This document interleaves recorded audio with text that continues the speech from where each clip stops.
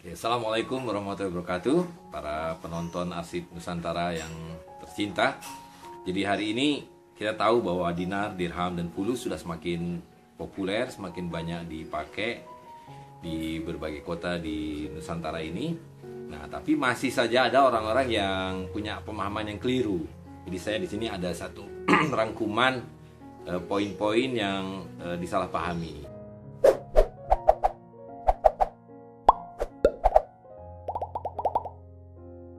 Jadi yang pertama, ini yang paling banyak sekali adalah banyak orang mengira dinar, dirham, dan fulus itu adalah mata uang Arab. Gitu. Nah, padahal dinar dan dirham ini adalah mata uang yang tidak mengenal negara, justru karena dinar adalah emas, dirham adalah perak, dan fulus adalah tembaga, dan semuanya mengacu pada satuan berat. Jadi nilainya adalah pada beratnya. Dinar adalah 4/4 gram emas, dan perak adalah 2,975 gram.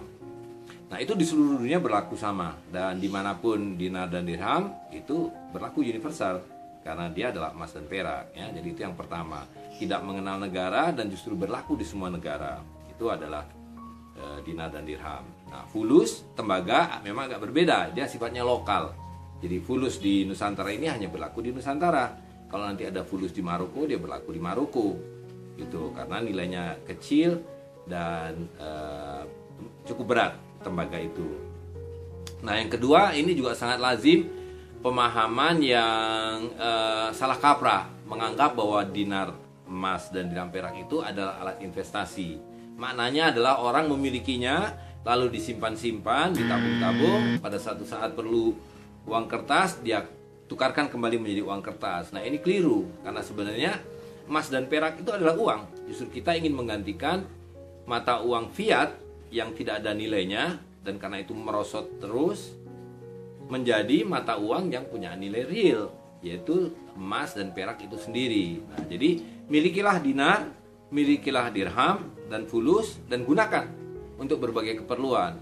Yang pertama adalah membayar zakat, untuk mahar, untuk berjual beli, menggantikan uang fiat. Nah, memang belum luas, belum lazim. Nah, tugas kita membuatnya menjadi luas penggunaannya, menjadi lebih lazim pemakaiannya, ya, dengan cara ya mulailah menggunakan untuk keperluan sehari-hari. Nah, kalau berlebih ya ditabung itu boleh, tapi nanti dizakati dan tetap digunakannya dalam bentuk dinar emasnya dan dirham peraknya. Jadi bukan dikembalikan menjadi uang kertas. Nah, lalu yang juga banyak orang bertanya, apakah ini bukan uang masa lalu, ya kan? Dan karena itu tidak berlaku hari ini. Nah, di situ istimewanya emas dan perak, ya. Emas dan perak itu tidak ada lekang karena waktu. Jadi bahkan orang-orang yang menemukan mata uang emas zaman dulu, harganya malah menjadi lebih tinggi, lebih mahal karena punya nilai lebih dari sekedar sebagai uang. Dia menjadi punya nilai numismatik, nilai sebagai koleksi, nilai sebagai perhiasan, gitu. Dan kalau satu saat dinar yang berlaku hari ini ditemukan katakanlah 500 tahun yang akan datang, masih akan tetap berlaku, ya. Jadi tidak ada hubungan antara dinar dan dirham dengan masa lalu.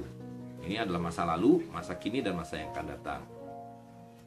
Nah, lalu yang paling pokok juga dipahami adalah bahwa dinar dan dirham ini tujuannya adalah menegakkan syariat Islam, ya. Beberapa rukun pokok dari hukum Islam yang terkait dengan nilai, terkait dengan harga, itu Rasulullah SAW tetapkan dalam dinar dan dirham. Jadi tanpa dinar dan dirham, syariat Islam tidak bisa berlaku secara sempurna. Misalnya nisab zakat dan alat membayar zakat itu harus dibayar dengan dinar dan dirham. Kemudian juga ketika kita mau menentukan hukum, beberapa hukum hudud, hukum potong tangan karena mencuri, hukum diat karena membunuh, dan sebagainya, itu semua ditetapkan oleh Rasulullah SAW dengan dinar dan dirham.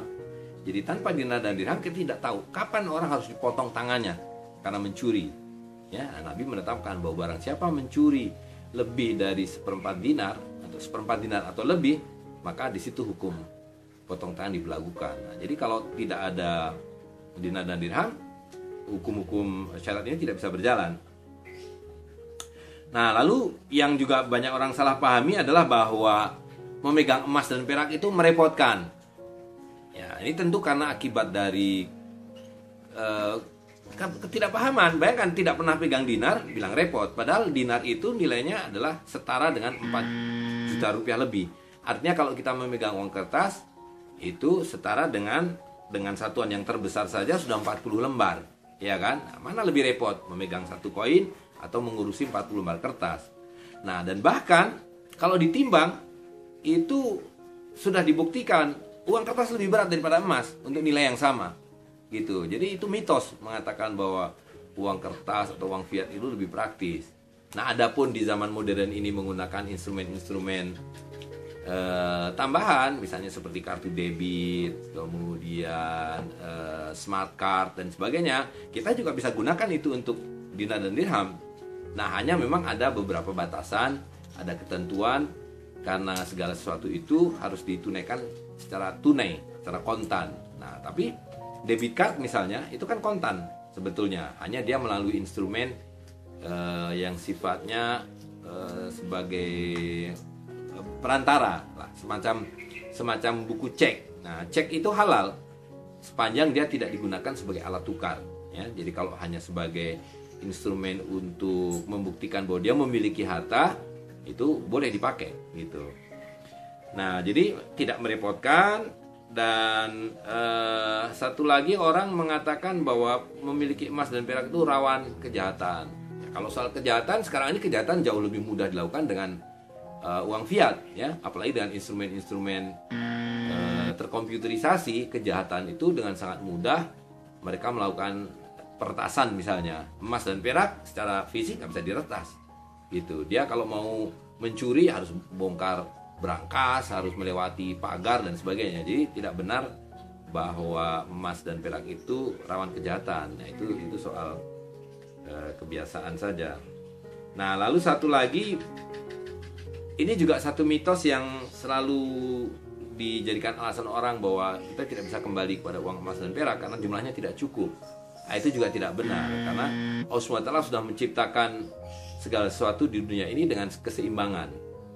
Jadi kalau kita lihat bahkan secara fisik, ya, pertumbuhan emas itu setara dengan pertumbuhan penduduk atau bahkan pertumbuhan ekonomi kalau kita mau menggunakan data makro, ya, kira-kira sekitar 2% gitu. Jadi pasti memenuhi keperluan manusia. Apalagi kesalahpahaman yang lain adalah bahwa seolah-olah uang kita itu hanya emas, ya. Jadi kalau uang kita itu tidak ada emas, ada perak. Tidak ada perak, masih ada jagung, ada kurma, ada minyak sawit dan sebagainya, yang semua itu adalah harta yang bisa digunakan sebagai alat tukar gitu. Nah, lalu fakta yang ada hari ini adalah bahwa emas-emas itu ada jutaan ton, tapi ditimbun, diberangkas-berangkas, disimpan-simpan, sehingga orang tidak lagi bisa bertransaksi dengan koin emas. Dan kalaupun jumlah koin emas itu terbatas, di dunia ini semua sumber daya alam juga terbatas, tidak ada yang tidak terbatas.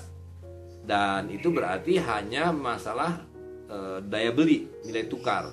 Jadi kalau ada 1 gram emas dan 1 ekor kambing, ya harga kambing itu 1 gram emas. Kalau sekarang kambingnya menjadi 2, ya harga kambing itu yang akan menjadi setengah gram emas. Bukan emasnya menjadi tidak cukup, tapi harga kambingnya akan menyesuaikan dengan daya beli peraknya. Nah, lalu masih ada 2 hal lagi nih yang juga seringkali dipertanyakan oleh masyarakat yang baru mengenal dinar dan dirham, yaitu mengenai keaslian, jaminan keaslian. Yang selama ini orang terbiasa emas itu dilengkapi dengan sertifikat. Nah, lalu suka bertanya, lalu kenapa dinar tidak pakai sertifikat? Sebenarnya penjelasannya sederhana. Dinar emas itu dan dirham perak adalah uang. Dan karena dia uang, dia diterbitkan oleh satu otoritas, yaitu para amir atau para sultan. Nah, jaminan keasliannya, kebenaran takarannya, timbangannya itu diberikan oleh para sultan ini, para amir ini. Dan karena itu tidak ada keperluan sertifikat gitu. Nah, jadi sertifikat ini kebiasaan orang untuk lebih percaya pada secari kertas daripada kepada satu orang gitu. Nah, kita sekarang mengembalikan bahwa kepercayaan itu harus diberikan kepada pihak yang berwenang. Itu yang pertama. Yang kedua, secara teknis, apa sih sebetulnya sertifikat? Nah, sertifikat itu kan menjelaskan spesifikasi koin, gramasinya, beratnya berapa, diameternya berapa, ya kan, kemurniannya berapa, siapa yang menerbitkan. Nah, di dalam koin dinar dan dirham ini semua ada di situ. sultan atau amir yang menerbitkannya ada namanya, beratnya dicantumkan, tahun terbitnya dicantumkan, ya kan,